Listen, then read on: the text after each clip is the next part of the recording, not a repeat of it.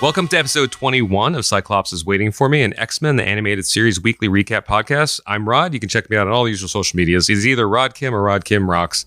You'll find me. And I'm JC, aka The John Carl on all social media, as well as one half of the founding fathers of Whiskey and Waffles. And today we are joined by... Well, hello. I am the Thomas Jefferson of the Whiskey and Waffles crew, WallE, to be found on social media platforms under the very original name JWWALLE.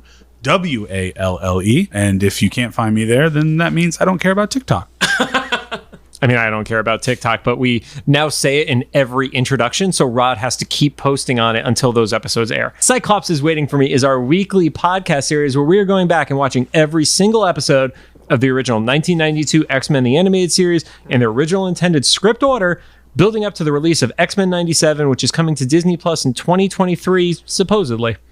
So some quick reminders. We're a recap show about a series that came out over 28 years ago. There will be some spoilers. If you don't want it spoiled for you, pause the podcast, watch the episode, and come back. We'll do our best to avoid mentioning anything about future episodes we haven't covered yet. Also, at the time of recording, we've all seen Doctor Strange, The Multiverse of Madness. You'll hear this over a month from when it came out, so hopefully it's not a spoiler for you, but if we run into any of that stuff, we'll give a little warning before we jump into anything potentially spoilery about Doctor Strange in case you waited a month to watch the movie. Also, we're not currently sponsored or affiliated with Disney or Disney Plus in any way, and I feel like at this point actively working on not. I think we say enough stuff that it's never going to happen.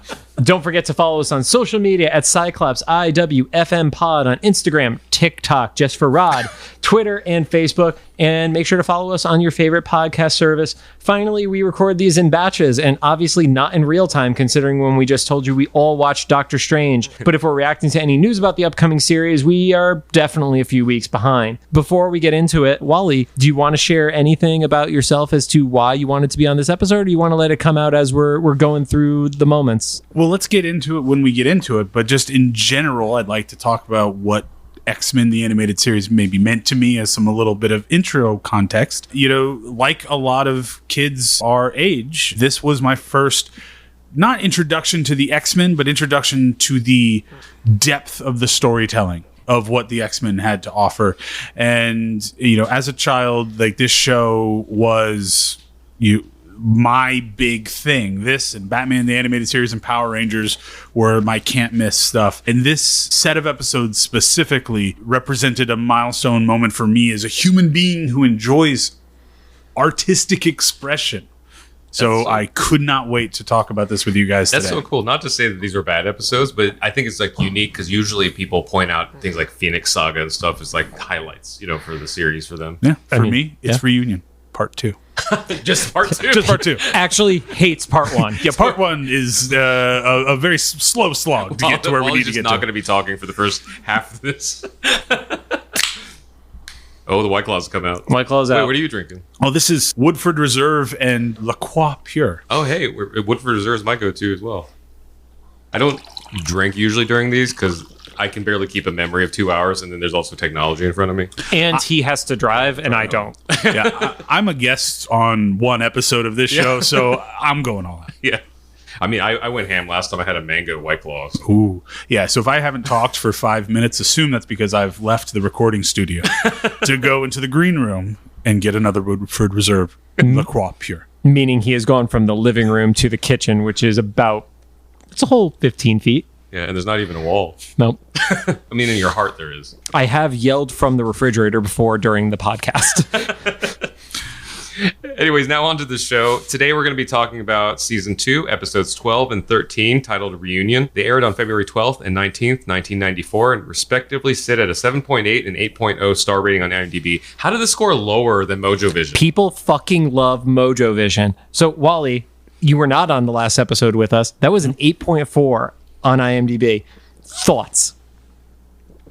Reunion or Mojo Vision? Mojo Vision. Oh, listen. Anything that features Spiral in any way, shape, or form immediately gets like 7.7. You know, I didn't think about the sex appeal factor. Maybe that's what gave the extra 0.4 points. So many arms. All these things are true.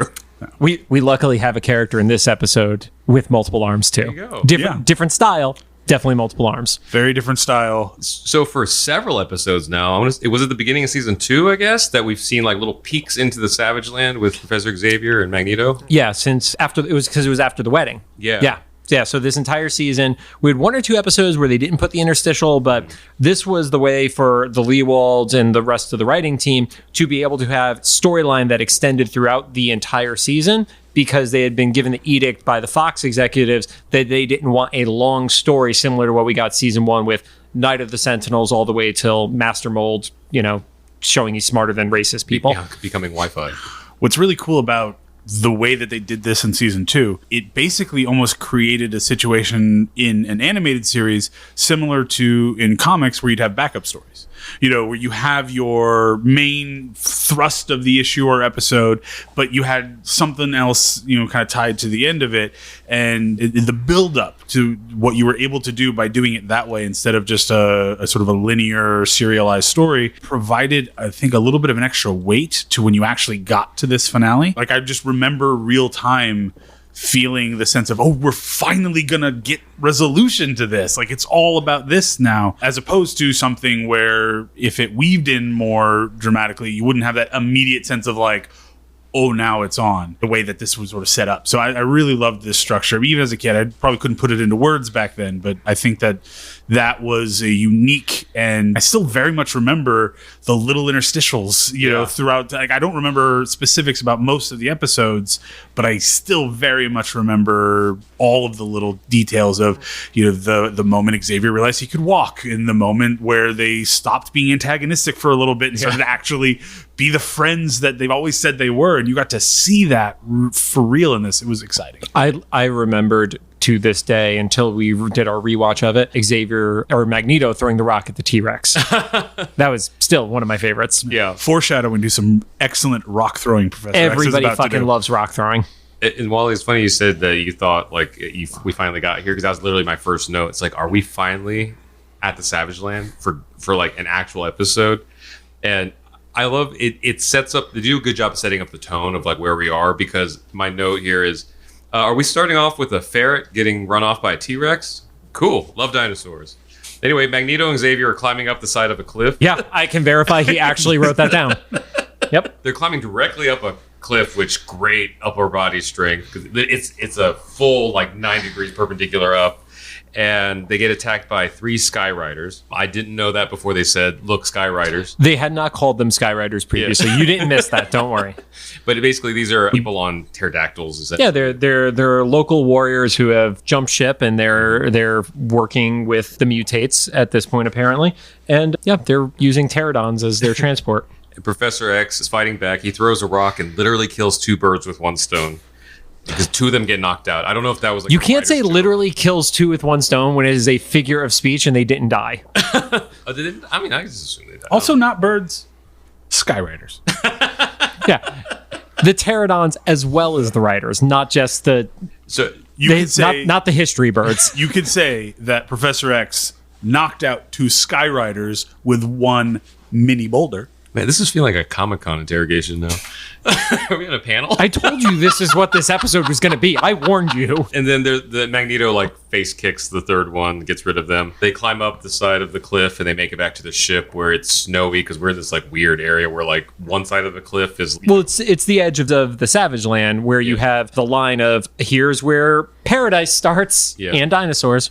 It's a cool little fantasy moment, because you go from tropical Amazon rainforest thing to just snow. And 3 of the mutates that we met earlier confront them, including 1 new one. And Rod, playing our favorite game of all time, who are those characters? So as promised, John accidentally told me who it was before we were recording, and I said I'd forget, and I genuinely forgot. Wolfman? I don't know. Well, first off, we see Vertigo, we see Amphibious, we see Barbarous, and then the other one is named Lupo, which, WallE, did you know that character? Because I can't, to this day, think of seeing Lupo in anything other than these episodes of the animated series. No, I honestly, if I was put into Rod's shoes right now, I would have guessed Professor Von Dogfacenstein. It's literally not a character that has any memory whatsoever. I assume it's from a comic book somewhere, because everything else is. Right. Well, not everything we found out. Yeah, We keep referencing the guy from the intro, the little green dude, who's not in anything other than this series. He's on Magneto's side in the run-up.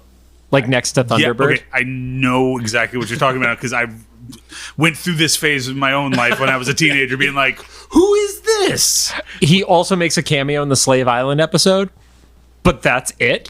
Listen, that's lore building. That's what this show is all about. It's not just the comics. It's those little touches that they can bring to it. So they all get in a fight, and it ends up in them getting restrained. Vertigo gives them all vertigo, but somehow they can kind of inexplicably walk. I don't know how Vertigo's powers work. I guess it like kind of cripples them enough to not be able to like attack. It probably hurts. Yeah, but they were taken prisoner. Now they will live as slaves and perish as dogs. And it's like, damn, they really, really hate Magneto. It was, they'll either live as slaves or perish as the dogs they are. And that emphasis was it was a slight zoom into Amphibius's face as he said it. And I only noticed that because it got grainier and it was definitely a post decision. Yeah, that was not animated to be that way. Into this. They like physically took the camera, take themselves. Like, the best way you could describe it is if this was a live action show and this was the actor playing Amphibius wanting to stand out and have more screen time. Yeah. It was overly dramatic. He did it. We're talking about it. Very Moira Rose. Then we cut over to the Blackbird. Cyclops, Jean, Wolverine are listening to a cassette tape message from Morph where he's telling them to go to the Branson Theater. They arrive there. The banner says that Xavier Murphy is performing as Dr. Jekyll and Mr. Hyde, which I get the Xavier reference. I guess Murphy is supposed to be Morph. Is like I mean, that's as best a guess as I was going to have. Yeah, I don't know of a Murphy in X-Men lore, so it wasn't Don Murphy the production partner for Jerry Bruckheimer on all those early 90s action movies? Maybe that's what it is. That was a walk. We were around the block and back. So they go inside the theater, which is kind of more like a tent. They're like almost like at a circus kind of thing. Yeah, it was very carnival-esque. Mm-hmm. Yeah, so traveling circus with its traveling roadshow of freaks, so to speak. And there's an actor on stage that's doing a scene from Dr. Jekyll and Mr. Hyde. The X-Men recognize it's Morph because of his voice, and so do most of the audience. I feel like.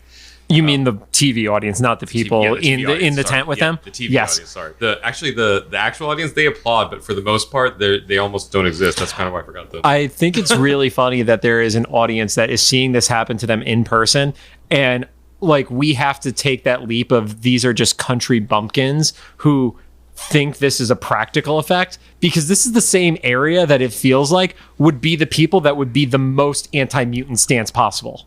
Oh, this is the prime recruiting ground for the Friends of Humanity. 100%.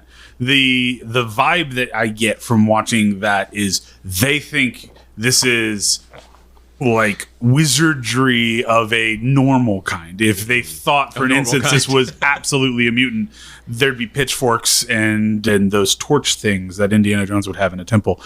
Torches. We're all learning today. Yeah. I don't feel alone today.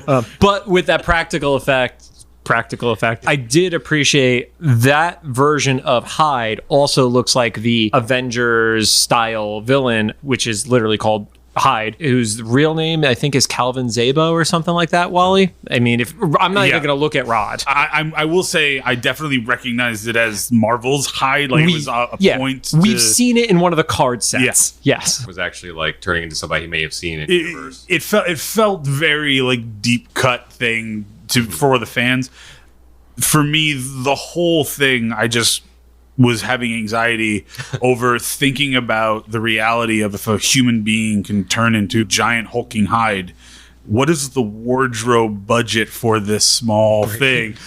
Because he just walks off in the broken thing. And yes, I know Morph did it himself. It's his thing, but no one else knows that. Yeah. Like if you're just, Jimmy Bob Joe, who's excited about watching this, that's a real thing that he might have to, consider. And maybe that's why he's so excited about it, because of how much production value was in this show. He has a really efficient production budget, which is why they'll never cancel his show.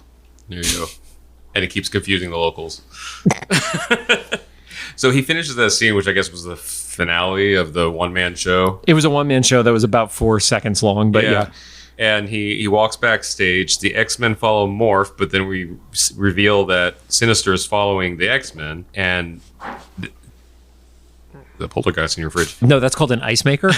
I mean, I don't have fancy tech like that. Its name is Bobby Drake. Okay, keep going. The X-Men tell Morph that they're there to like rescue him and stuff. Morph is clearly trying to tell him like this is not a safe space and warning them it's a trap. It's too late. He's essentially doing the play dumb act where he's like letting him know, I know who you are, but I can't acknowledge it because you're going to get attacked. Yeah. And he's like, he's watching, and also they already have Professor Xavier, and Sinister's henchmen didn't immediately restrain Wolverine. Yep. My favorite named nasty boy, Gorgeous George. Yeah. Who's with what, Hairball? Furball? Hairball. Hairbag. Hairbag. Hairbag. That's another one. Or is it Furbag? Furbag. No, it's Hairbag. Hairbag. We took a journey on that one too. Oh, are you looking it up? I'm looking up notes from the previous episodes.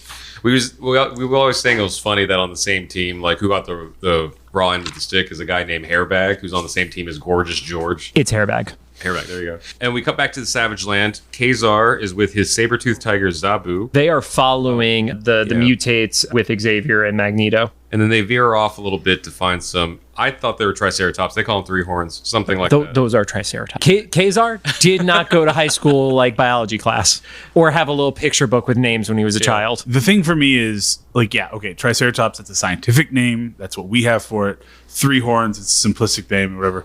I'm just kind of getting over the fact that this caveman in the Savage Land has the word three. And English. And, that to me is the it makes sense, but I'm like, how do you know of three? I don't feel like there are any abacuses here.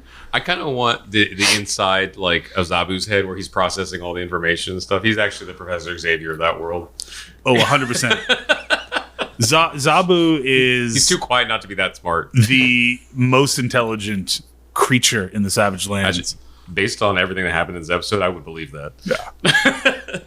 So that causes a stampede to start. They instigate a stampede to cause a distraction so that Kazar can help Xavier and Magneto escape. He's not necessarily trying to help them escape because immediately when the attack happens and he separates them, he like goes at Magneto. Yeah. And he yells at Xavier. He's like, I don't know who you are, but why did you bring the devil back here? Like, the devil Magneto who enslaved my people. And created mutates, which they've mentioned before, but now we're actually hearing it from one of the locals. And then he reveals that Shanna is his wife, who in the comics known as Shanna the She-Devil. Oh, okay. Oh, so he's married to the devil? Different devil. Okay. That does change the context. Like, is this another of Magneto's many children? No, Shanna is... I think that's the 70s style of like, it wasn't just Shang-Chi, it was like Shang-Chi, the master of Kung Fu, and everybody had like the subtitle to their name. That's true. Oh yeah, Magneto, the master of magnetism. Like, Luke Cage, Power Man. So we put together that Shanna was the woman that was captured in the previous episode, Stinger, by Sauron, because he says that my wife was captured by Sauron. So unless he's talking about somebody else we didn't see, then that's who she was. Xavier puts it together as well. So they put together a plan to free Kazar's people. Then we cut back to Sinister. Cyclops and Jean get caught. Cyclops just goes berserk again. He starts taking everyone down, and once he singles out Sinister, he goes ham on him like he did in the previous episode. He's the only one that can really hurt him. Yeah, there's something with his optic blast that just does more damage to Sinister than seemingly anything else. Yeah. Which feels like is maybe even part of, or at least that's how I always took it, as part of why Scott was of the two that he needed to have to help create. Like Jean, you kind of follow the very powerful telepath. You get all the Phoenix stuff in there, the potential power in that DNA. But Scott doesn't have anything other than just, I'm an action figure, good guy hero. And yells at everybody. Yeah. He loves yelling at people. And having the physical attacks on Sinister being the most effective with Scott's optic blast is a really nice way to express that the power is at a higher level. Like you get Wolverine literally slicing pieces out of him and it's just instantly healed up. But Scott being able to do his thing, and then obviously in the resolution of this episode and how he's able to, the two of them able to take care of that threat really just underlines a thing that in the comics you can say, because of 30 years of history leading up to Sinister and why he would want this bloodline as like this master best utopian mutant connection. But in the comic or the show, you don't get the time to do that. So I love how they were able to show that because otherwise it's just a force blast. It's not even like heated. It's just a push. And the fact that has that level of impact underlines that sort of story importance. Yeah. It turns him to goo. Like it literally is blasting through his body. Yeah. So, and he's like actually grimacing at it and like he's in pain. Like other ones, he's just kind of like, oh, oops. Then your favorite character, Ruckus, stops everything by screaming again. Yeah, and Wolverine escapes out of all that screaming stuff. We were just talking about this, how there's like a lot of like a back and forth fight. It's kind of inconsequential. It's a cool little fight, but a lot of just they almost get caught, they don't. Yeah, and then we have another moment where Morph uses his ability to transform. He swaps into Jean, and that gives enough of a moment for a distraction, which is where Sinister, the Nasty Boys, and taking Jean as their hostage, they're able to get them out of there. It's more like because he turns into Jean, like knocks Wolverine out. Had that really good one-liner where Wolverine going to save Jean Grey said, "You grabbed the wrong girl, bum." Yeah. And Morph cackles like, "Nope," and turns back into Morph, and it's just like, that was good. That was a good I one. like that Yeah. one. That made me happy. Just probably clarify, at this point, Sinister is kind of like taking control of Morph's mind, so that's why he's not on the X-Men side in this particular fight, because that also goes back and forth. A physical thing inside him, not like the Vertigo or the Sauron kind of mind control stuff that also happens in this episode. Physical implant that shines brightly from underneath his skin when it's activated. I mean, that's how I control people. I want the other people around to see the little like buzzing light to know I'm controlling them. What's in this drink? Don't ask, just keep drinking. Okay. That'll get taken out of context. Cyclops, they won't clip that one out for Instagram. So Disney, we are a available to be sponsored podcast only on season 2. Cyclops. Cyclops, yeah. You're not allowed to take that out in the edit.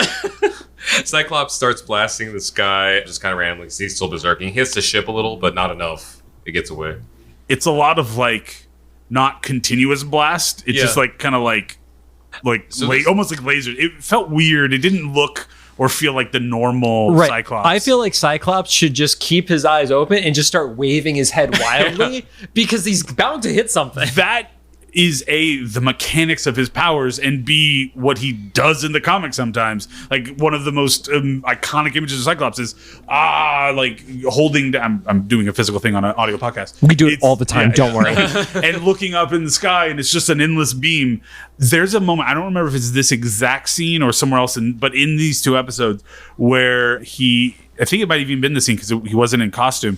His glasses were off, and he was doing the beams, but it was that weird scatter beam, and you see like the eyes, like not like eyeballs, like black like spots where it should be going. But I'm like, that's not how these powers work. It's an endless stream. It should keep going. Put this weird, maybe because I'm old, but just put this weird thought in my head. If the DC movie makers decided to make like the X-Men movie, no, stop! Don't even manifest that. I'm gonna hit you. Keep going. They would do like the dark and gritty X-Men. And so, like, instead of actually seeing the cool X-Men story that's fun that we want to see, we'd actually see a whole movie about people filing class action lawsuits against Cyclops for downed planes and killed birds and stuff. I want to see the damage control movie that covers that, to be totally honest. The scope of the powers of the X-Men. Yeah. Storm. She's stopping Apocalypse from taking over the world, creates a tornado to come knock out 10 of his henchmen. Also, that tornado then goes that way and knocks over 10 houses and has $10 million of property damage. So, WallE, to your point, there is an earlier episode. It's the Juggernaut episode in the first season.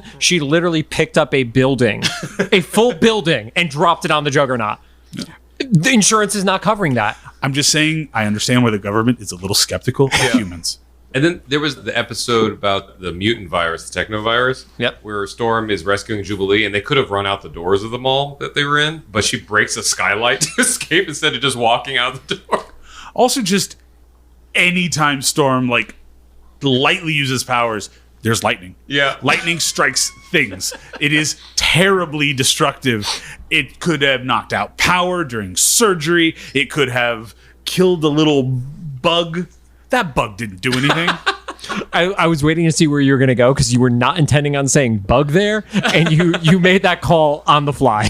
Because I feel like if it killed a person, we would have seen it. Like, these are pretty decent. I don't know anymore. No, dude. So there's some of the earlier episodes where Magneto attacks the power plant. People definitely suffocated from poison gas, and they just kind of like coughed and fell over, but are never rescued or gotten out of there. People died. Also, the number of times that there's fights in a city where buildings are leveled, and we never address what happens to the people in those buildings, because unless we're just assuming that the rapture happened and no one's in any of the buildings in like 2 or 3 city blocks. Don't you know that all of this happens on Sundays? Oh, okay, cool. Yeah, everyone's at home. Except for when they're in the suburbs. It's Tuesday and everyone's at work. All these fights take place at Chick-fil-A Sundays. Okay, anyway. I gotta go back to where was I in my notes? Back to them. Savage Land. Oh yeah, Savage we Land. were back at the Savage Land. Sorry.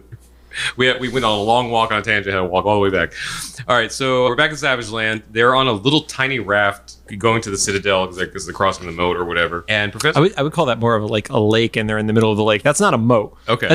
That's way too damn big to be a moat. That's a fortress on a tiny island in the middle of a lake. So I thought that and here in a little bit, we'll discuss what kind of changed my mind a little bit about that. But while they're having a conversation, Professor Xavier is like, Magneto, why did you do all this stuff? Or Kazar is like, all this bad stuff happened since you left because you created the mutates. And Magneto's like, well, I had good intentions. I had good ambitions. And Professor Xavier just kind of comes back with this exact quote. Unfortunately, Magneto, the ambitions of powerful men usually bring strife and misery to those that they would improve. Also, I'd just like to point out that if you can have a conversation in which you can get really deep in your quoting, not a moat. So they get attacked by the water dinosaur, and then Kazar, it's not even a fight. He like dino whispers. Yeah, he makes a noise and it runs off. He does the Xena warrior princess thing. Yeah. And then I want to say like you see like a weird thing in the eyes or something, and it's just now their friend. Yeah. So then the thing that like made me wonder if this is how big of body of water this is they kind of seem to walk or lightly swim to shore. So I was like, how deep is it? Like, it didn't seem like they needed the raft for a little while, but I don't know. I haven't done that. I can't swim either. So. Moats would be deeper, Rod. Okay. I will say this about the continuity of the depth of this part of the lake. Yeah. Is when the plesiosaur... If everybody can see the video of the winking happening on either side. So the plesiosaur, as it comes out of the water, its head comes down to attack. Yes. When Kazar comes back up, you see the body standing in its head down, and that's what he jumps up on, and then it comes back up. So not intentionally. Yeah. But they kind of accidentally perfectly topographed the area where it is shallower towards the Citadel and deeper towards the middle, and that the plesiosaur came up at the middle, and then because water is a mobile surface, they moved closer to the Citadel. Not in America. It stays the same. The point is, there's a really great shot of the plesiosaur's body with its head down and Kazar just kind of jumping up on the top of it that out of context makes no sense whatsoever. Yeah, but it's fun. It's a water dinosaur fight. So they find a secret passage. Yeah, they find the secret passage. Magneto knows exactly where it is because, once again, this was his domain before. They go through the secret tunnel, but the mutates ambush them because they knew they were coming and knew about the secret passage. Which should not be a shock to anybody, considering if they've been living in this thing for years with Magneto, or at least a few months with Magneto gone, they would have explored it.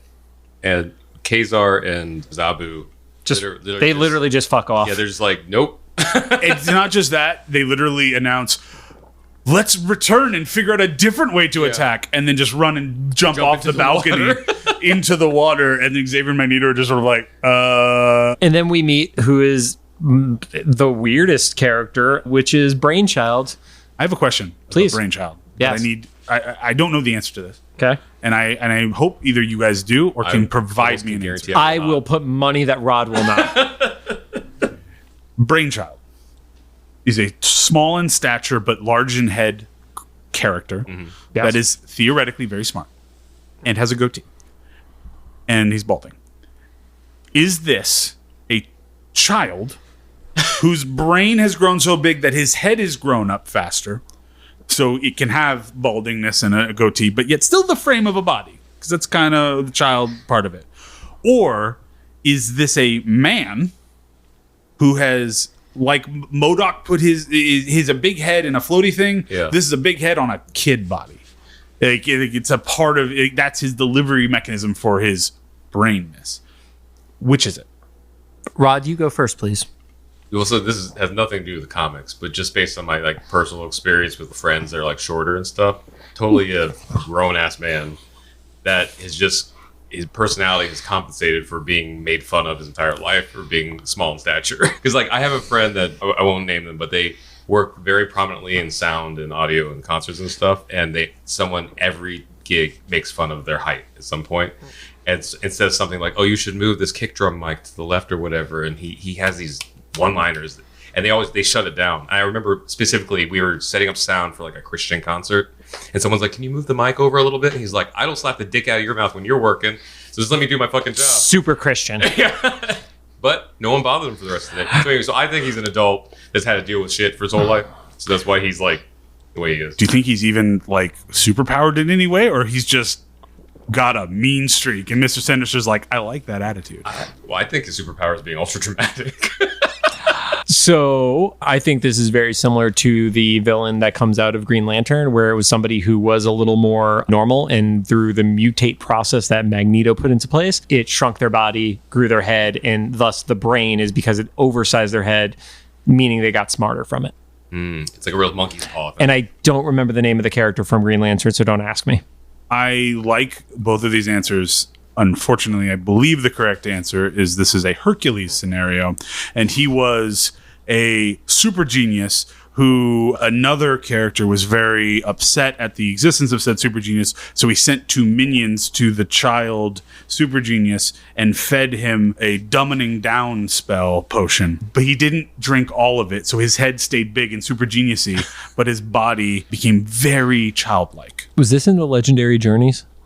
This is not a Kevin Sorbo reference. Okay. This is a Michael Bolton reference. Now I'm more confused. Let's move on. Okay. Anyway, We will explore that later after the recording is done, though. so this is a different kind of podcast. So then Sinister arrives with Jean, kind of yells at Brainchild for being dumb. And then we get the acknowledgement that Sinister is the master, because up until that point, we were actually speculating, and the characters were too, that Sauron was possibly the master. Yeah, considering he has kind of like mind controlling hypnosis powers, and he's just very ominous. He hasn't said anything yet. And then Sinister reveals that using a sample from Sauron, they don't specify exactly what, but probably best we don't know, that they You take it to the nth degree. Anytime there's something with DNA, there's DNA from stuff outside of that, Rod. I didn't go there. Your head had to be there. There's living organic shackles on these people. Yep. And then talking about retrieving DNA from people. I'm not on Rod's side. There's a reason that one of our most popular Instagram reels is Rod screaming about the dick of Cyclops being where the tentacle was going. Because it had teeth on it, and he was like, I need your DNA to continue this bloodline. So where does your head go, right? He has a cylindrical tentacle with teeth, and he's like, I need to extract. Keep going, Rod. Keep going. Anyway, so he uses a sample from Sauron to make this machine that takes away mutant powers while you're in the Savage Land, unless you're wearing the magic belt, which is just a MacGuffin. They don't explain. It's like, you're wearing this belt, you still got your powers. Kind of the like opposite of the Slave Island necklaces, because those are the collars that stop you from having powers when you're wearing it. These are you keep your powers when wearing it. And Sinister, because of the mind control device that he implanted in Morph's head, he it looks like he kind of senses that he's going to do something. So he locks him up and like controls him as well. Yeah, Morph tries to fight back and it gets shot down pretty quickly. And Sinister reveals he wants Professor Xavier to contact the X-Men and lure them to the Savage Land. He won't do it, or he says he won't. Obviously. So they bring Sauron in to hypnotize him. Professor Xavier resists for a little bit, and yeah, they say he resists like no other. Can we just point out, though, how dumb of an idea that is? They would go anywhere to save Professor X. Mm-hmm. Why not just say, hey, X-Men, I got Professor X at this location?